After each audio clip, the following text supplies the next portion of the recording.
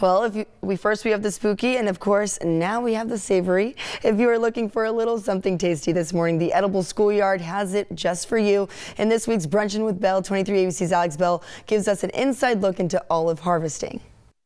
Good morning. We're here at the Kern County Edible Schoolyard in their olive orchard, and I'm joined here this morning with Dylan. And so obviously it is so beautiful out here, loving this weather, but how many trees do you guys actually have on site here? So here at the Edible Schoolyard, Kern County, we have 370 manzanilla olive trees. Oh my goodness. And how do you guys harvest all of these trees? So each one of the olives that goes into our beautiful olive oil is handpicked by hardworking harvest crews that come out and pick the fruit for our wonderful oil. And if people want to buy a bottle of this oil, where can they go and actually get it? They can go to Lassen's health food store here in Bakersfield. It's on the shelf there, and we really encourage people to go and support Lassen's and continue to buy the Buena Vista extra virgin olive oil. All right, and so we want to deep dive how they actually do this process. So me and Dylan are actually going to go to some of the bins of the olives that have been harvested, and you're going to teach us a little bit about what each one of the olives means. So let's go over there and check it out. All right, so we finally made it to the olive bin, and as you can see here, lots of different colors and sizes. So Dylan, break down the flavor profiles for everyone here. Of course, so we have a blended olive oil where we're using all three colors of the olive. So the start of it is a bright green olive seen here, and this has a really grassy taste, and it's very strong. Grassy taste. Grassy taste. Okay. Yeah, and then we get into that mix between when that olive is starting to go to that dark purple color. It has that in-between stage. This is my favorite because it has kind of a peppery taste to it. It's kind of, it has a little bit of kick. I never would have thought though an olive would have tasted peppery though. Right. That's really interesting. Okay. Right. And then you get into your darker olive, which is typically seen on, as what you'll eat whole. And this has a much more mild taste, but it still produces a green oil. When we combine the three of these, it produces a great blend of different flavors that go into our olive oil.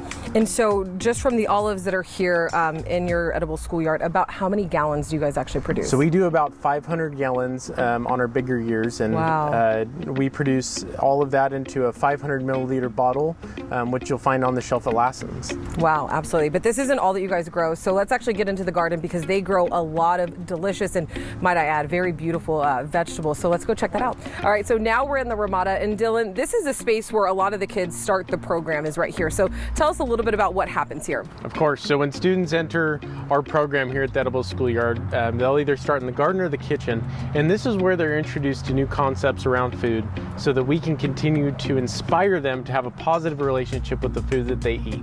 You guys used to have a lot of students pre-COVID, but now post-COVID, can you guys kind of talk about how you guys changed your curriculum and some of the things you guys are pivoting to? Of course. So we had to make a big pivot just like the rest of the world did.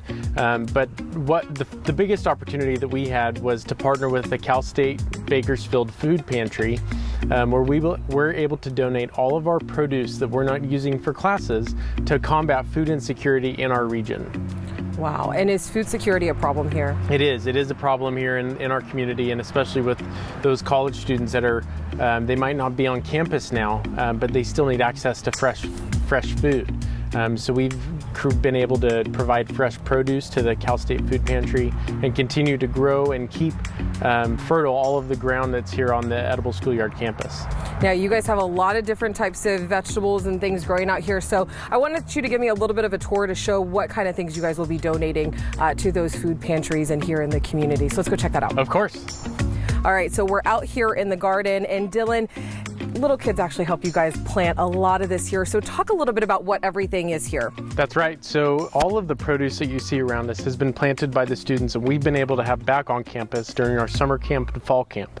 Right here in this bed below us, we have golden beets. We have some leeks on the other end of this row, and then behind you we have some onions. Oh, these are onions. Those are onions. Love that. Yeah. Love that. All right.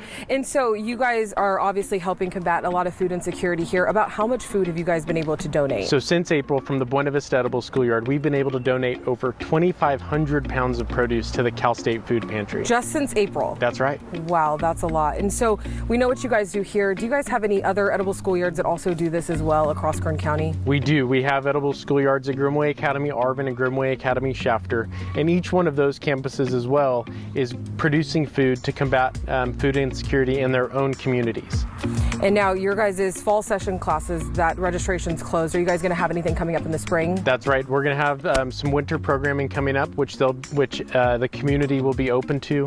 Those signups will be on our website here shortly. And then the springtime, we're also going to have more opportunities for the community to engage with us in the safest way possible. And we look forward to seeing the community continue to thrive throughout this time. Coming up next on Brunching with Belle, we go inside the kitchen with Priscilla.